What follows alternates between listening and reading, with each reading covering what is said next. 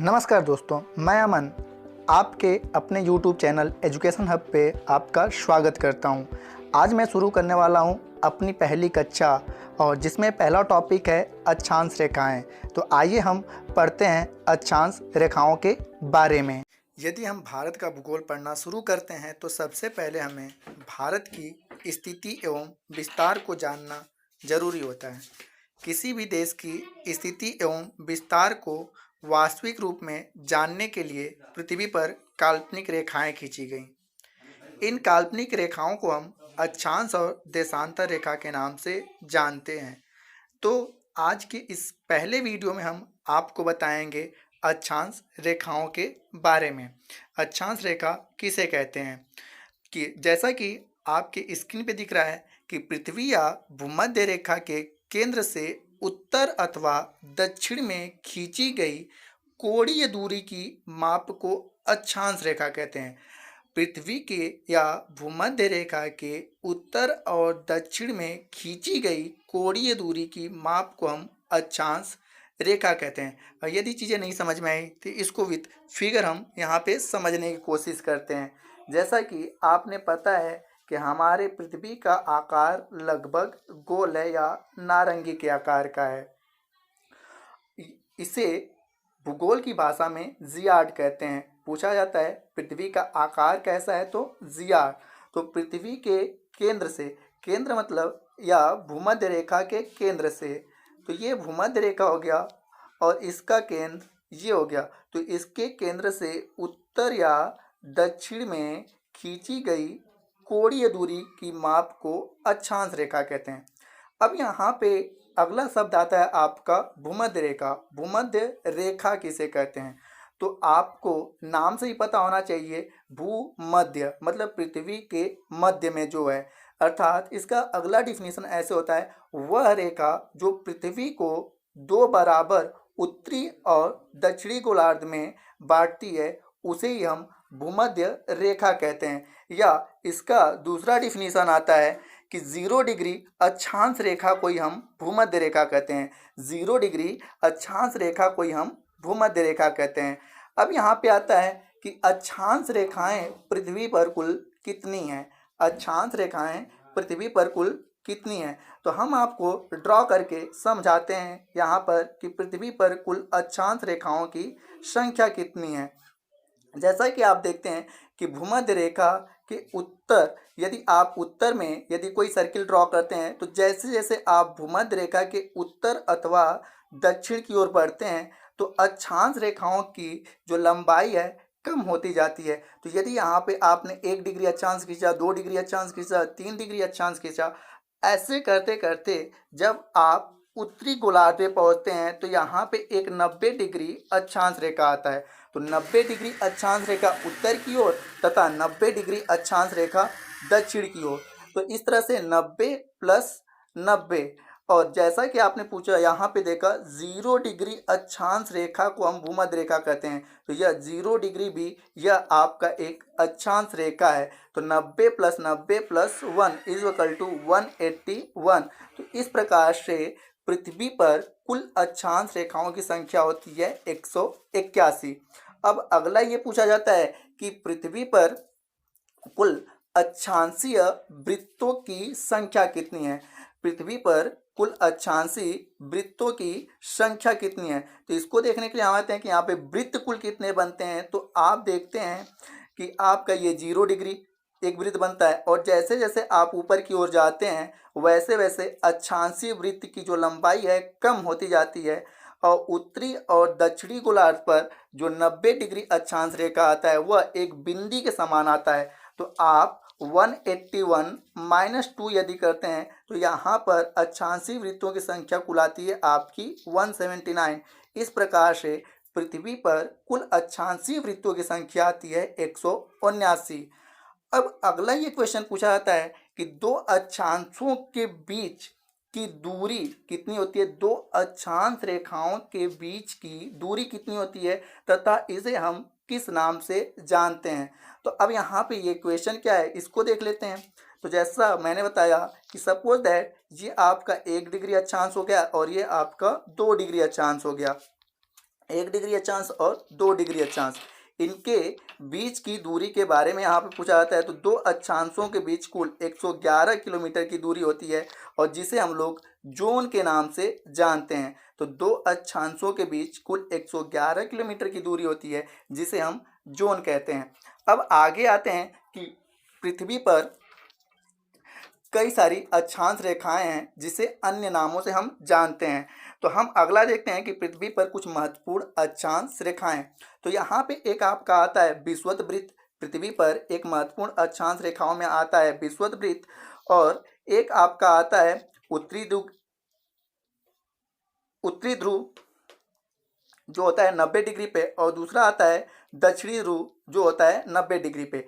इनके अलावा हमारी पृथ्वी पर 4 अन्य महत्वपूर्ण अक्षांश रेखाएं हैं जिनको हम लोग क्रमशः उत्तरी ध्रुव गोलार्ध में कर्क रेखा 23.5 डिग्री को कहते हैं, तथा दक्षिणी ध्रुव गोलार्ध में 23.5 डिग्री को हम मकर रेखा कहते हैं, तथा 66.5 डिग्री उत्तरी ध्रुव वृत्त को हम लोग उत्तरी ध्रुव वृत्त कहते हैं। इसका फिगर हम नीचे ड्रॉ किए हैं जिसको आप अच्छे से देख सकते हैं। यहाँ पे जैसा कि आप देख रहे हैं कि 23.5 डिग्री उत्तरी अक्षांश को हम कर्क रेखा कह रहे हैं, तथा 23.5 डिग्री दक्षिणी अक्षांश को हम मकर रेखा कह रहे हैं, तथा 66.5 डिग्री उत्तरी अक्षांश को हम लोग उत्तरी ध्रुव वृत्त के नाम से जानते हैं, तथा 66.5 डिग्री दक्षिणी ध्रुव को हम लोग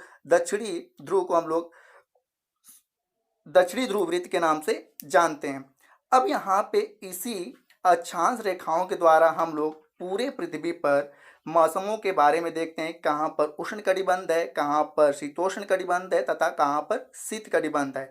तो जैसा कि आप फिगर में देख सकते हैं कि पृथ्वी पर 23.5 डिग्री उत्तरी ध्रुव वृत्त को कर्क रेखा तथा 23.5 डिग्री दक्षिणी अक्षांश रेखा को हम लोग मकर रेखा कहते हैं। तो 23.5 डिग्री उत्तरी अक्षांश और 23.5 डिग्री दक्षिणी अक्षांश, तो पूरे वर्ष भर में सूर्य की लंबवत जो किरणें पड़ती हैं आपकी 23.5 डिग्री उत्तरी ध्रुव से 23.5 डिग्री दक्षिणी ध्रुव के मध्य ही रहती हैं। इसके आगे सूर्य की जो किरणें हैं वह लंबवत न पड़ के तिरछी पड़ने लगती हैं।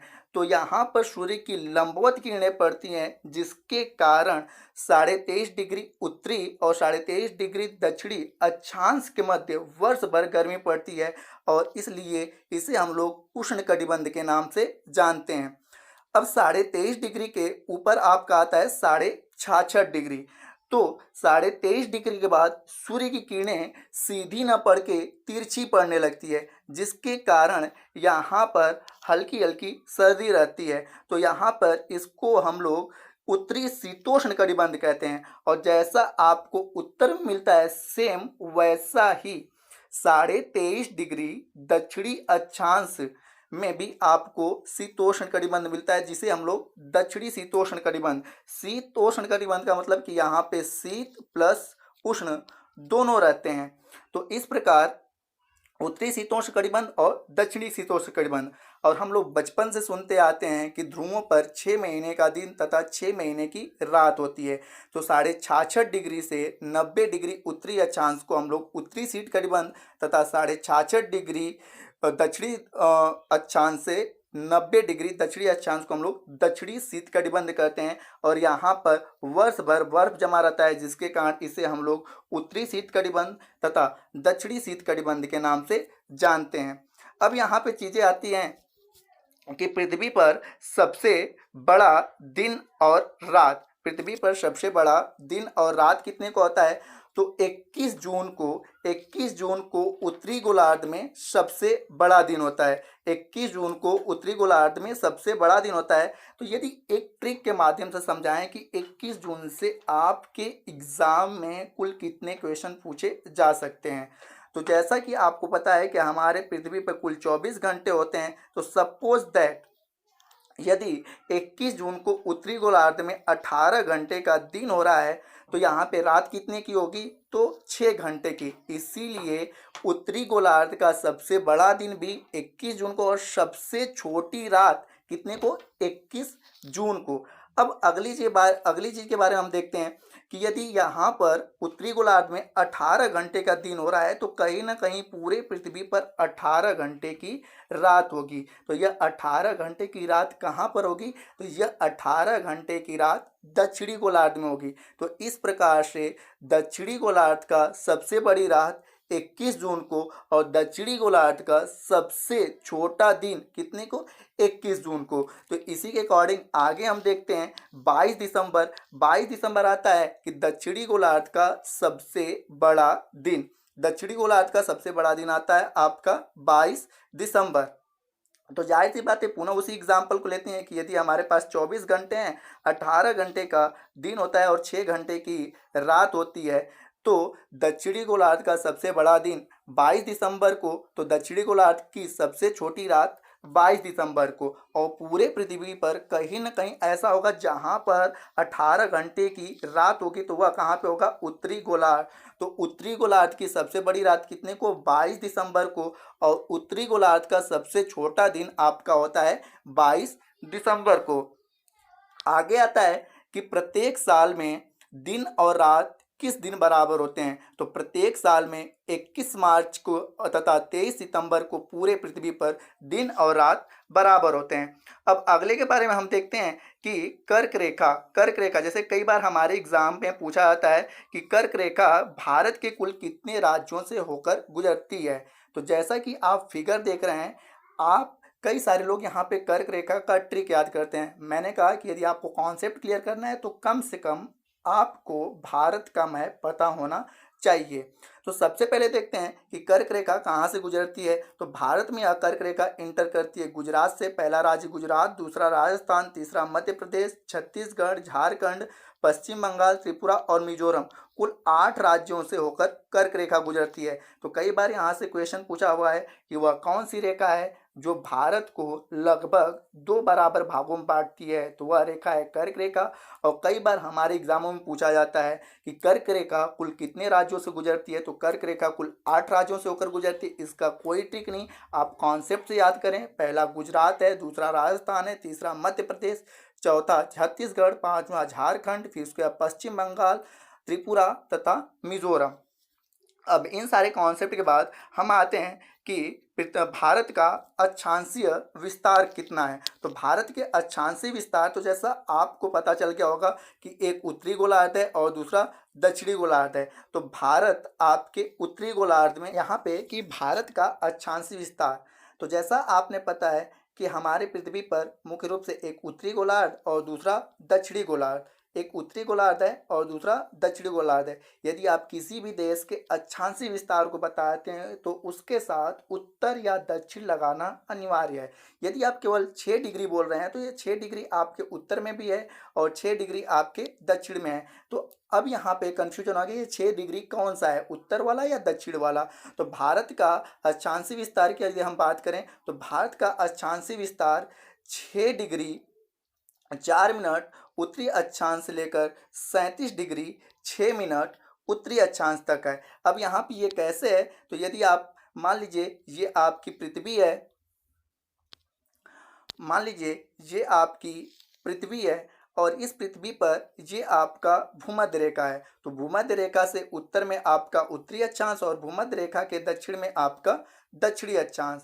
तो अब यहाँ पे कोई एक ऐसी रेखा होगी जो एक, फिर उसके बाद ऐसे आएगी 2 3 4 और एक ऐसी रेखा जो है 6 डिग्री 4 मिनट। तो इसे हम लोग बोलेंगे 6 डिग्री 4 मिनट उत्तरी। और इसके बाद जैसे जैसे आप ऊपर जाओगे तो यह उत्तरी अक्षांश में ही चल रहे हैं। तो एक रेखा है कि जिसे हम कहेंगे 37 डिग्री 6 मिनट, 37 डिग्री 6 मिनट, और ये भी आपका होगा उत्तरी।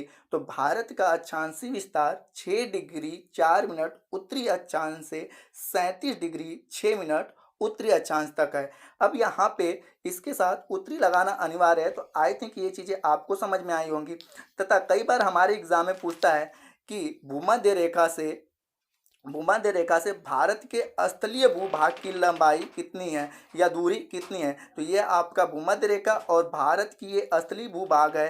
तो भारत के स्थलीय भूभाग की दूरी है कुल 876 किलोमीटर। तो ये आपको वीडियो कैसा लगा आप कमेंट करके हमें ज़रूर बताइए। यदि यह वीडियो आपको अच्छा लगा हो तो इसे लाइक, कमेंट, शेयर एवं हमारे चैनल को सब्सक्राइब अवश्य करें।